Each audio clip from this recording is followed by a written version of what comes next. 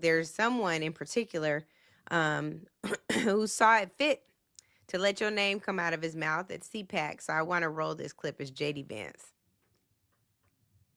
Jasmine Crockett. Oh, Jasmine Crockett. The record speaks for itself. She wants to be a senator, though her street girl persona is about as real as her nails.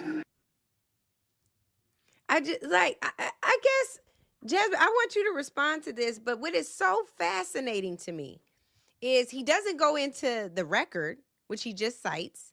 I don't know if he knows the record. We just talked some about some of your record, which is bipartisan in nature. You talked about the relationship, the working relationship that you've had with John Cornyn as the sitting United States Senator, one of them from Texas.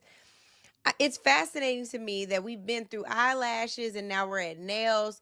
I don't understand. So, talk to me about why you think it was important for him to bring you up at CPAC. I got my theories. I want to know why you think I this. mean, obviously he ended this little riff of racist rants about you don't have to apologize for being white anymore, which I've missed those apologies. I'm just saying.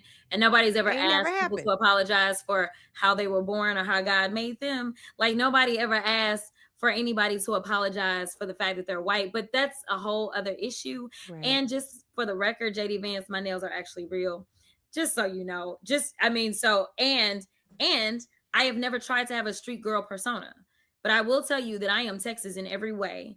And as they say in Texas, don't mess with Texas. So when you come for me, I absolutely will respond, right? Especially if I didn't send for you. But like, let's talk about the record. Like I said before, I'm like, JD Vance, the only reason you were standing there as the vice president is because the president tried to have his last vice president executed. Like, that's the only reason. Like, I mean, there is no other reason. And this kind of goes back to, I will tell you, because you brought up this point about people saying, wait your turn. JD Vance is like my age or younger. When it came down to Barack Hussein Obama, I'm pretty sure a lot of people told him to wait his turn too. And he was a 44-year-old junior senator out of Illinois. I am a 44-year-old grown ass woman who not only has served on the state level, who has not only served on the federal level, but even before that was serving the people in the streets. I've served on boards, whether it was a mental health board.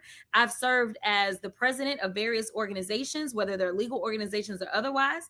I actually was the youngest Black person to ever be elected a county Democratic Party chair, and that was in East Texas, not urban Texas. That was in rural Texas, where I was the elected party chair who was always behind the scenes making sure that I could help other candidates win elections. I then came to Dallas and was behind the scenes and helped Dallas County to have more African Americans on the bench than any other county in the entire country. So, like, let me tell you, I have put in my work because I believe in the work. I believe in real good public servants. I have traveled this country as a national co-chair for Vice President Harris. Prior to that, I was one of the top requested surrogates for Joe Biden, going around this entire country.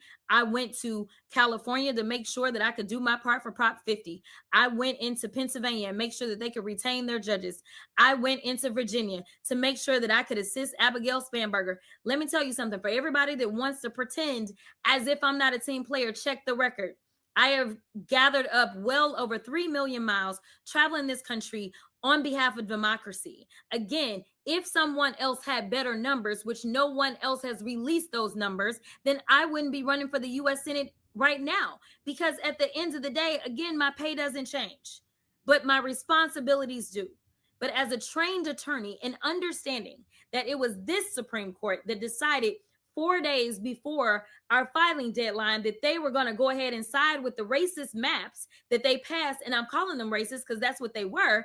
And it was a Trump appointee who wrote a 160-page order stating the very same.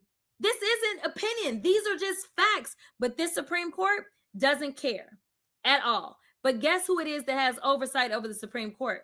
It's the Senate. That's the only body that does. Guess how you get to the Supreme Court?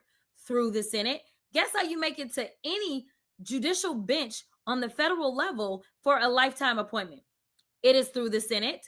Guess how or why we don't have reproductive access right now? It is because of the Senate. Guess why they are playing with our maps right now? Because the House passed the Freedom to Vote Act. The House passed the John Lewis Voting Rights Advancement Act. But what happened in the Senate? Nothing. Why does DC not have statehood? It is because of the Senate. I could go on and on and on. And so, again, I can continue to give people lip service. I can continue to file the most beautiful bills you have ever seen in your life. But if we are going to make any change, we have to change the map.